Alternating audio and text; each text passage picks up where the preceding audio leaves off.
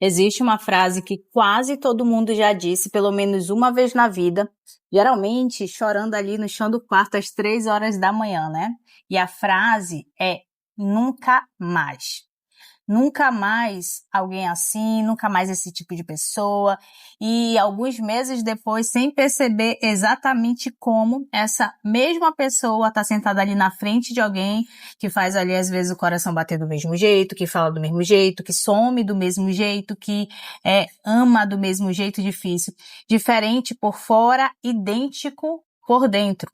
E durante anos, muitos terapeutas, eles ouviram essa história tantas vezes que eles criaram até um nome técnico para ela. Só que antes desse nome técnico, existe apenas uma pergunta simples, incômoda, mas é uma pergunta simples que a maioria das pessoas nunca fez em voz alta. Se eu sei o que me machuca, por que eu continuo caminhando direto na direção disso? A resposta óbvia seria mau gosto, azar, né? Ou todo mundo é igual, as mulheres são todas iguais. A frase que qualquer roda de amigos ali repete, tomando ali um vinho às sextas-feiras, né? Só que essa resposta não explica por que a mesma pessoa, em cidades diferentes, com grupos de amigos diferentes, com décadas de diferença entre uma escolha e outra, continua tropeçando na mesma pedra. Azar não é consistente assim. Coincidência não segue padrão. Isso é exatamente o que intriga quem estuda esse comportamento. Então, existe um padrão tão preciso que se você olhar para trás na tua própria vida amorosa, provavelmente você vai reconhecer ele antes de eu terminar de explicar esse vídeo. Então, pense em alguém que você já gostou, que você já amou, já tentou amar demais, e agora pensa na pessoa anterior. E na anterior a essa, existe algo se repetindo. Pode ser a forma como te tratavam, pode ser a distância emocional, pode ser aquela sensação de estar sempre correndo atrás de alguém que nunca chega totalmente ali, pode ser o oposto, né? Alguém que te sufoca de tanto cuidado. Seja qual for o padrão, tem uma coisa em comum. Você reconheceu ele antes de você racionalizar. Você sentiu antes de pensar. E é exatamente aqui que a história ela começa a ficar interessante. Porque esse reconhecimento instantâneo, essa química que todo mundo descreve como um mistério ali do coração, não é mistério, é memória. Então existe um experimento, inclusive antigo, que ele é muito cruel, né, visto com os olhos de hoje, mas ele ajuda a entender isso. Lá na década de 50, tinha um psicólogo que ele separou filhotes de macaco das mães deles e colocou ali dois bonecos no lugar delas. Um feito de arame, com uma mamadeira ali acoplada, capaz de alimentar o filhote, e outro feito de tecido macio ali, sem comida nenhuma, apenas conforto. E a expectativa era que os filhotes ficassem ali com o boneco que alimentavam. Mas eles não ficaram. Os filhotes iam até o arame só para comer. Corriam de volta para se agarrar ao tecido macio pelo resto do tempo. Inclusive quando eles estavam assustados, né? Só que o que mantinha vivos emocionalmente não era quem os alimentava. Era quem parecia, mesmo que de forma imperfeita, um lugar seguro. Então agora troca os bonecos por pessoas, troca a infância dos macacos pela tua. Todo mundo cresce informando sem perceber um mapa interno que significa ser amado. Esse mapa não é feito de palavras, é feito de sensações repetidas, centenas de vezes, antes mesmo de você conseguir formar frases completas. O jeito como alguém te olha quando você chorava, se essa pessoa vinha ou demorava, se o carinho ele vinha misturado com cobrança, se o amor parecia disponível, ou se ele parecia precisar ser conquistado. Esse mapa ele fica gravado tão fundo que décadas depois o teu corpo ele continua usando ele como uma referência, que jura estar preocupado ali, procurando, na verdade, o oposto, né? Mas o seu sistema nervoso que está sempre naquela procura do familiar. E aqui que mora a primeira grande virada de percepção. Porque você não escolhe o mesmo tipo de pessoa, porque você tem mau gosto, tá? Você escolhe porque o teu corpo confunde familiar com seguro. Pensa como isso funciona realmente na prática. Alguém que cresceu tendo que decifrar o humor de um dos pais para saber se aquele dia seria de carinho, se aquele dia realmente seria de silêncio, ele aprende muito cedo que o amor exige vigilância. E anos depois, essa pessoa ela entra numa sala cheia de gente disponível, gente estável, gente ali que demonstra interesse com clareza e ela sente um tédio. Ela sente que não tem química. Só que aí aparece alguém imprevisível, alguém que oscila entre a atenção intensa e uma distância repentina e o corpo inteiro acende. E não porque essa pessoa seja mais interessante, mas é porque o sistema nervoso ele reconheceu aquela tarefa, decifrar. Aquilo que você treinou a vida inteira para fazer, sabe? Isso explica, inclusive, um detalhe que confunde muita gente. Por que relacionamentos muitas vezes calmos com pessoas emocionalmente disponíveis, muitas vezes eles parecem sem graça para justamente aquelas pessoas que cresceram em um ambiente de instabilidade. E não é falta de sorte. É que o cérebro interpreta previsibilidade, a previsibilidade excessiva, né, como ausência de estímulo. E uma imprevisibilidade como intensidade. Intensidade para um sistema treinado desde cedo a associar o amor com esforço. E isso que parece ser amor de verdade, né? Mas não é. Quando a pessoa é muito calma, parece que ela é indiferente com você. Então, o caos, ele é assimilado como se fosse uma paixão. E aqui chega a segunda mudança de percepção. E ela é desconfortável, tá? A atração instantânea que você sente por determinado tipo de pessoa não é sobre quem essa pessoa é. É sobre quem ela ativa em você. Aquela sensação de nunca sentir isso com ninguém. Muitas vezes não é sobre você encontrar algo novo, mas é sobre você reencontrar algo antigo, disfarçado ali, muitas vezes, por um rosto diferente. E ainda existe uma camada mais profunda que explica por que esse padrão, ele não é apenas repetido, mas ele é repetido como uma espécie de urgência. O Freud, ainda que hoje boa parte da psicanálise tenha sido revista, ele observou algo que continua muito útil, tá? As pessoas, elas não repetem apenas o que é familiar. Elas repetem principalmente aquilo que ficou sem solução.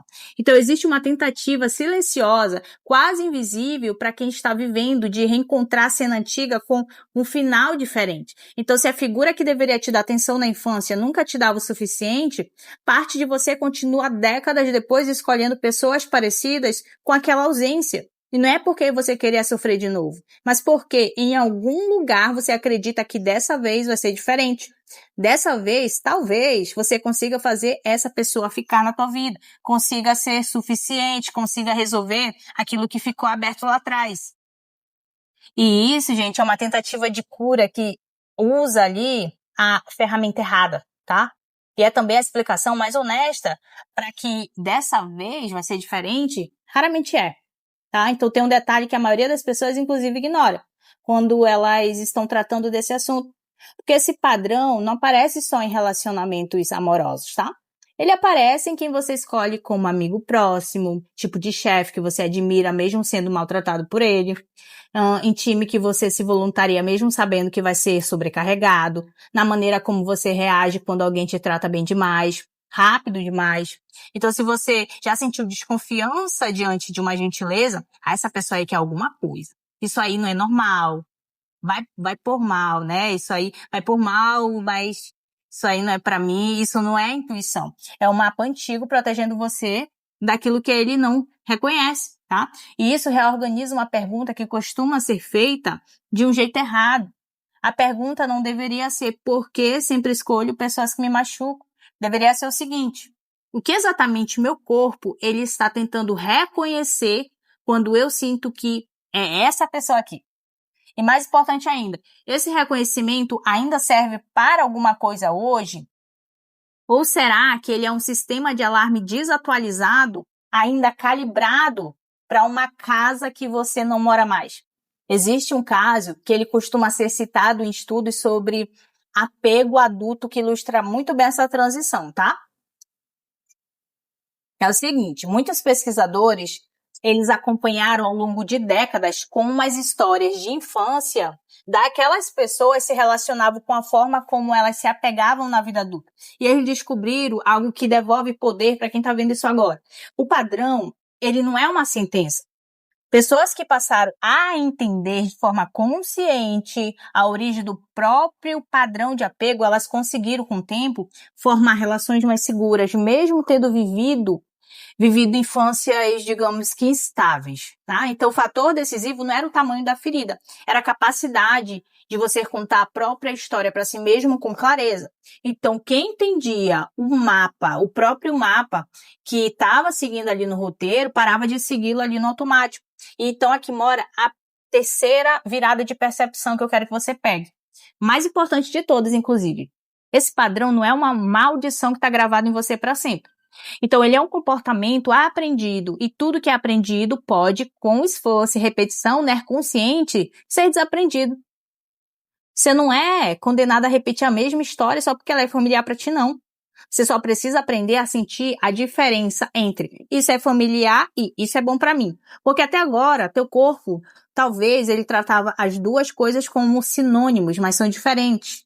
Isso muda completamente a forma como você deveria olhar para aquela sensação de química instantânea. É porque meu santo bateu aqui. Na próxima vez que isso acontecer contigo, tá? E não é para ignorar o que você sente, não. Não tô falando isso. Mas é para você questionar o que você sente antes de agir sobre isso. Existe uma diferença enorme entre aquela atração que nasce de uma admiração genuína por quem aquela pessoa é, né? E aquela atração que nasce de um reconhecimento de um padrão antigo disfarçado de destino. E a primeira, geralmente, ela vai crescendo devagar. E a segunda costuma vir rápido demais, intensa demais. Como se você já tivesse conhecido aquela pessoa há anos após aquele encontro. Isso não é sinal de conexão profunda. Muitas vezes é sinal de reencontro com uma ferida antiga.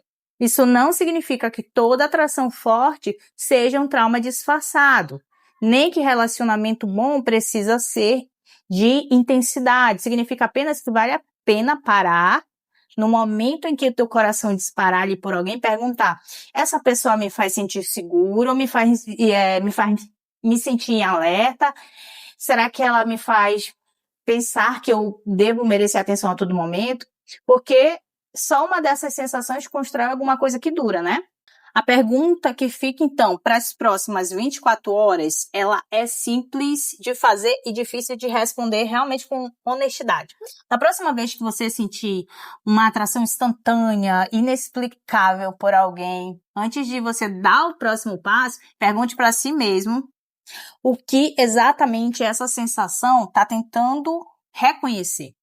Que época da tua vida parece que ela tá repetindo. E não é para você se afastar automaticamente de quem te atrai, mas é para você escolher com os olhos abertos, realmente com consciência, pela primeira vez, em vez de você deixar o mapa desenhado há 20 ou 30 anos atrás ali escolher por ti. Porque entender esse mecanismo é só o primeiro passo. E a maioria das pessoas assiste muitas vezes um vídeo como esse aqui, sente que algo se encaixou, talvez até chore um pouco ali reconhecendo a própria história, e alguns dias depois volta exatamente para o mesmo padrão, tá? Conhecimento sem aplicação não vai mudar nada na tua vida.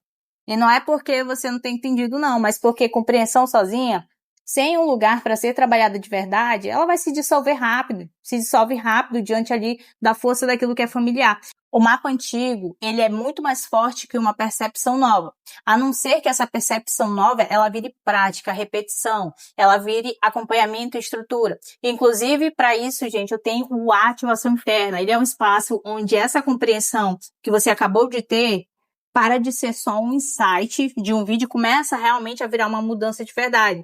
Então, o momento que você decide parar realmente para apenas observar os padrões repetidos, e você passa a conduzir com consciência a tua próxima escolha. Sair do piloto automático que vem aí decidindo há anos, né, por anos ali, o que você está fazendo. Então, esse é o início de realmente uma fase inteiramente nova. E essa fase começa com uma decisão simples, né? De você assumir de fato a responsabilidade pela tua própria mudança. E não é sobre esperar sentir coragem o suficiente.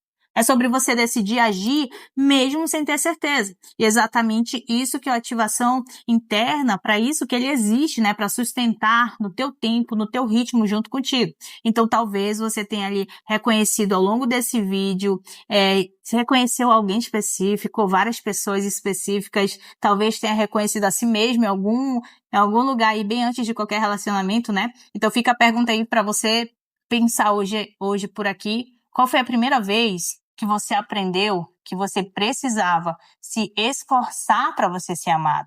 E será que essa história ainda precisa continuar se repetindo? E aí, o que você acha? Eu sou Diane Vieira e aqui eu te entrego conhecimentos de psicologia, filosofia, neurociência, espiritualidade aplicada. Um grande abraço e até o próximo vídeo.